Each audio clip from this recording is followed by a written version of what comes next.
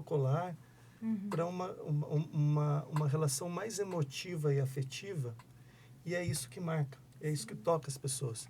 Então, talvez a gente vai encontrar pessoas que estejam passando por momentos de angústia, de incerteza, e isso vai acolher Sim, e vai demais. fortalecer. Então, olha como as coisas... Foi sem planejar e como é importante isso. Sim. Então, a gente fala assim, a gente está caminhando no caminho certo, porque a gente vê que as coisas vão acontecendo. E, ó, é tão em sintonia que você tá falando, porque a Laura vai lembrar que a gente tava conversando sobre as roupas. Sim. Nossa, mas olha a sintonia do que a gente tá conversando. Eu tava conversando com ela, assim, falando, poxa vida, né? A gente vai muito com a roupa fitness lá no Taquaral, né? E elas vão com saias, porque traz muita ancestralidade, né? A conexão do feminino, né? É. E aí eu falei, Laura, eu tô com vontade de não ir de roupa fitness, acho que eu vou de saia com vocês para fazer essa integração, né? E a gente tá realmente se movimentando, porque na leitura corporal a gente fala muito da importância da vestimenta como algo que comunica e também integra, né, com o que... Então, faz bem sentido o que você está falando, porque é isso. A gente também vai estar trabalhando várias coisas aí com relação à simbologia, né, da ação. E voltando, né, para falar da questão dos estímulos do bebê com relação à amamentação. Isso que você falou é muito importante. Hoje em dia, a gente está muito conectado com eletrônicos e os bebês e as mães, no momento da amamentação, é um momento muito sagrado. É um momento ali de nutrição, que alimenta, mas também é uma nutrição afetiva. E para o bebê, o Thiago pode até falar um pouco sobre a questão da neurociência, né? Da importância da gente investir na criança e nos estímulos, por conta de todos os estímulos que são importantes para o desenvolvimento do bebê, principalmente nos primeiros 1000 dias. A mãe, quando ela está amamentando, existe a necessidade para o bebê dessa conexão. Então, a mãe que está desconectada por algum motivo, ou assistindo televisão, ou conversando, ou não está conectada ali naquele momento com aquele ato de amamentar, muitas vezes o bebê, ele precisa se saciar, né? Ele precisa estar com a barriguinha cheia, sentir que ele está alimentado, mas ele precisa se saciar afetivamente também. E como que ele vai saciar afetivamente? Com os estímulos. E são microestímulos que a gente não dá atenção. Só que para a criança é extremamente importante. No ato de amamentar, a mãe estar num lugar apropriado, né? Com talvez silêncio ou com algo que é benéfico para aquele bebê. Olho no olho. Então, isso é super importante, porque o bebê, com o olhar com a mãe, ele está estimulando. A mãe conversar com esse bebê, ela está estimulando, né, os neurônios. Tocar nesse bebê, tocar no pezinho, tocar na mãozinha dele, tocar no cabelo e estar ali conectada com esse bebê. Todos esses estímulos sensoriais faz com que o bebê canse, entre aspas, num bom sentido, para que ele possa, depois de amamentar, se sentir saciado afetivamente e na forma nutricional também. Então, muito se fala, meu bebê mamou, não para de chorar, não para. Muitas vezes é porque a criança não foi bem estimulada, então ela não sente aquele cansaço, aquele sono.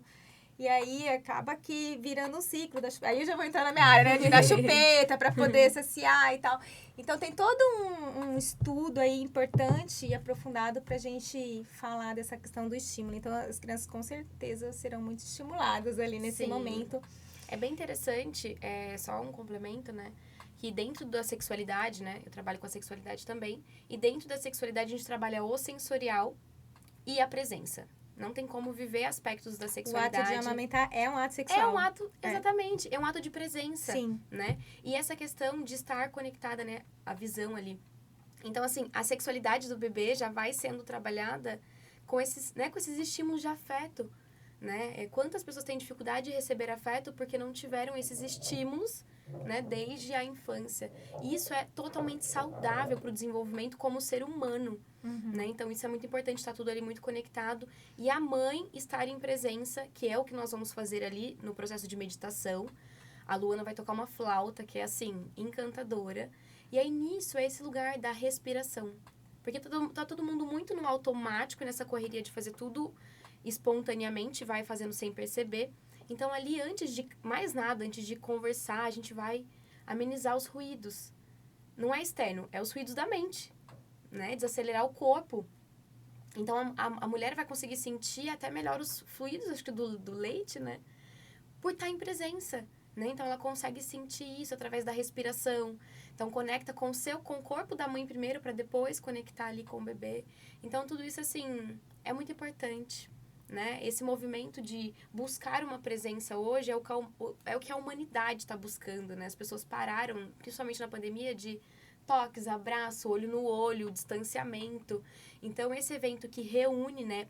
Cria esses entrelaçamentos, é algo, assim, extremamente rico e abundante, assim, em todos os aspectos. Muito especial mesmo. Muito. E você falou uma coisa que é muito legal a gente parar para refletir. Porque quando a gente fala da primeira infância, tem alguns pilares que a gente usa para justificar.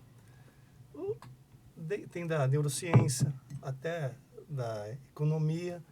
A gente fala do olhar humano, que é o que a gente busca, né? Que é garantir os direitos da criança. Mas olhando para a neurociência, você falou do afeto. A gente sempre fala do afeto. E quando fala do afeto, parece que é uma coisa abstrata, bonitinha de falar. Mas a neurociência demonstra que o afeto ele é fundamental para o desenvolvimento da arquitetura cerebral. Então, quando você está dando afeto para uma criança, e do 0 a 6 anos, 1 milhão de conexões neurais por segundo. É formado 90% do cérebro. E o afeto, ele cria essas conexões de uma forma diferente. Então, aí vem o que você falou. Como é que a gente vai exigir da Karina que ela seja uma pessoa amável, paciente, se ela não teve isso na infância dela? Se ela não recebeu o afeto, como é que a gente pode pedir para uma pessoa entregar o que ela não tem? Então, esse é o momento para a gente fortalecer essa criança, esse bebê, para a vida. Porque ela vai ter afeto, ela vai ter paciência, ela vai ter a segurança, o desenvolvimento dela, as ligações neurais, elas vão ser diferentes. Por isso que tem até um prêmio Nobel que ele demonstra que investir em primeira infância é a única política pública que a gente quebra o ciclo de pobreza e que a gente tem um retorno para a sociedade. Não é que criança que não teve isso não vai ter depois, mas é muito mais fácil a gente garantir isso.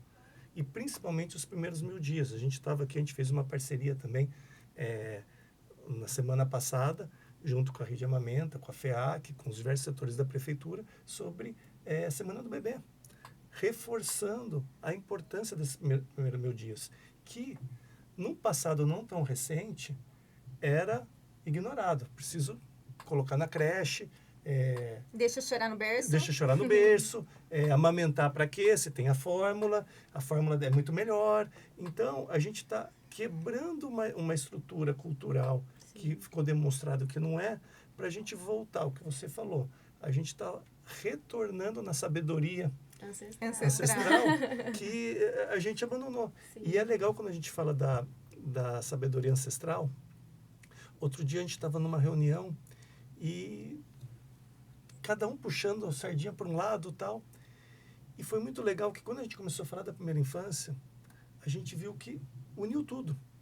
E eu brinquei até porque a gente estava falando dos povos indígenas, estavam lá os representantes lá dos povos originários, e eles têm até hoje, de 0 a 6, eles preservam a criança do contato com outras culturas para reforçar a cultura deles.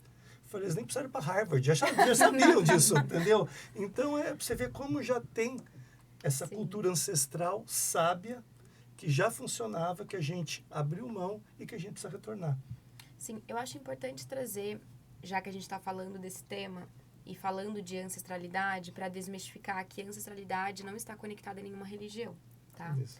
E acho muito importante entender que todo ser humano tem uma ancestralidade, que é uma árvore genealógica, é algo que foi construído antes para que hoje nós estivéssemos aqui.